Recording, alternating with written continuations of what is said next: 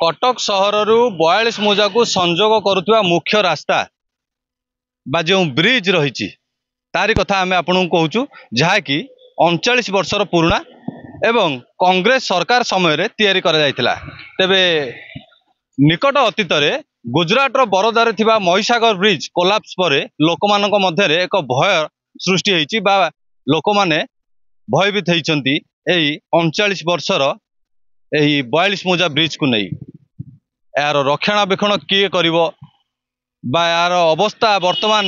किपरि अछि मझिरे मझिरे देखा जाय थाय कि ब्रिज उपरु पिचु कंक्रीट छाड़ी जाय थाय एवं रड मध्य देखा जाउ थाय बा तार जो साइड रे जो बाड़ा रही से मध्य गली पड़ता बा रास्ता मझिरे बेले बेले खाल खमा मध्य सृष्टि होता है यह को नहीं स्थानीय बासिंदा वर्तमान भयर आशंका मध्य बुड़ी रही तेबे केते सुरक्षित से माने यह मध्य निजको निजे पचारि बुझुछन्ति किंतु उत्तर कौन प्रकार मिलूना सरकार एप्रति कौन पदक्षेप नौकरी एक वर्तमान प्रश्नवाची सृष्टि होती तेबे यार रक्षणाबेक्षण बा यही ब्रिज टी पूर्त विभाग अधीन आसुवा बेले आम प्रतिक्रिया रखापी चेष्टा करवा पूर्त विभाग जे अधिकारी रही एवं प्रतिक्रिया रखा चेष्टा करवा जे स्थानीय बासिंदा रही से कौन कहते आपण तो देखते दीर्घ दिन है ब्रिज अवस्था कौ भाई अवस्था अच्छी आज जदि आप देखिए गुजरात को सी जो भाव में धन जीवन हानि घटला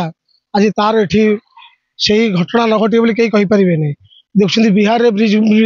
भाव में ब्रिज ब्रिज गली पड़ू तेणु मुझे मध्यम राज्य सरकार को निवेदन करुच्ची यथाशीघ्र ए ब्रिज रक्षणाबेक्षण दायित्व नियंतु एवं जेपरी भाव में 42 मुख्य द्वार यही बाटर 42 बासी और जगतसिंहपुरवासी यही बाटे कटक जावास करता यदि ये ब्रिज काली गलिब ये शह शह गाड़ी मोटर ध्वंस हम मनीष मरवे ये हो गला 39 वर्ष 40 वर्ष ब्रिज पाखापाखि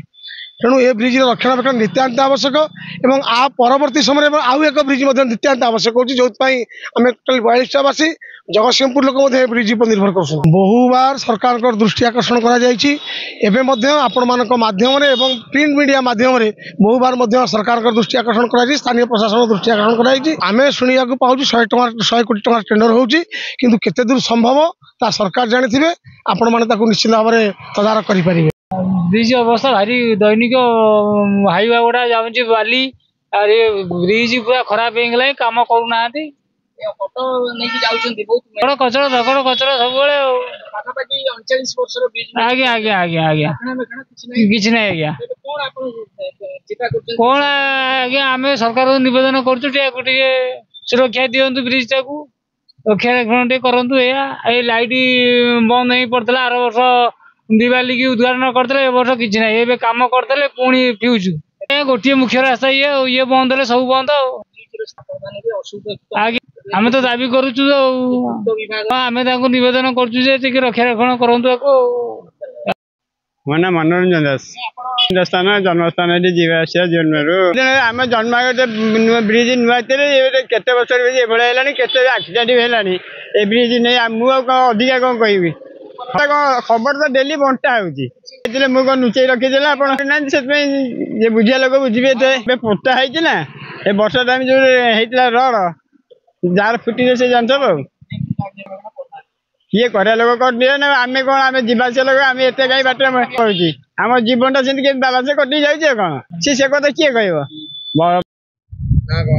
मो ना दुर्गाशंकर दास मुझे 42 मौजार बासिंदा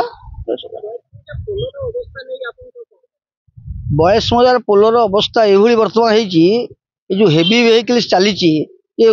आर आउ परिस्थिति ठीक ना जो गुजरात रे जो परिस्थिति होती बरोदा सेतु जमती लोक मले आज समस्त देखी भारत वर्ष सारा देखी जहाँ ये बर्तमान से हवा को जाऊँगी बर्तमान ये परिस्थिति ये सेतु तो ये सेतु है 42-45 वर्ष सेतु आज्ञा है ये सेतु है 45 वर्ष 45-49 ये 1984 मसीह दिखाई सब जानकी वल्लभ पट्टनायक देते बुद्धन होता बर्तमान जहाँ है सेतु अवस्था ये लोक मैंने समस्ते प्रमाद गणुच्च ये सेतु केतले भुचुड़ी गमनागमन कटक सहर को ये गोटे मुख्य रास्ता ये मुख्य रास्ता रे जदि आर सरकार जदि आर कौन दायित्व ठीक भाव सुचारू न तुलेबे ताले ये अवस्था गुजरात भाया अवस्था हम आप सरकार दायी रहे ମୁଁ ଆଶା ରଖୁଛି ଏ ସେତୁଟି କିଭଳି ରକ୍ଷଣାବେକ୍ଷଣ ପାଇଁ ସରକାର ତତ୍ପର ହୁଅନ୍ତୁ। ଶୁଣିଲେ ପ୍ରତିକ୍ରିୟା କିଛି ସ୍ଥାନୀୟ ବାସିନ୍ଦାଙ୍କର ଏବଂ ଯେ ପୂର୍ତ୍ତ ବିଭାଗର ଯନ୍ତ୍ରୀ ରହିଛନ୍ତି ସେ କ୍ୟାମେରା ସମ୍ମୁଖରେ କିଛି କହିବାକୁ ମନା କରିଥିଲେ ମଧ୍ୟ ପରୋକ୍ଷରେ କହିଛନ୍ତି ଯେ ଏହାର ଏକ ଟେଣ୍ଡର ହେଇଥିଲା ଗତ ଡିସେମ୍ବର ମାସରେ ଏବଂ ସେ ଫଳବତୀ ନ ହେବା ଫଳରେ ପୁନରାବୃତ୍ତି ହେଇଛି ସେ ଟେଣ୍ଡର କରାଯାଉଛି। ତେବେ ଇତିମଧ୍ୟରେ ସେଣ୍ଟ୍ରାଲ ରୋଡ ରିସର୍ଚ୍ଚ ଇନଷ୍ଟିଚ୍ୟୁଟ୍ ଯିଏ ରହିଛନ୍ତି ସିଏ ତାଙ୍କ ଅଧିକାରୀମାନେ ମଧ୍ୟ ଆସିକିରି କଟକ ସହରରେ ଏଇ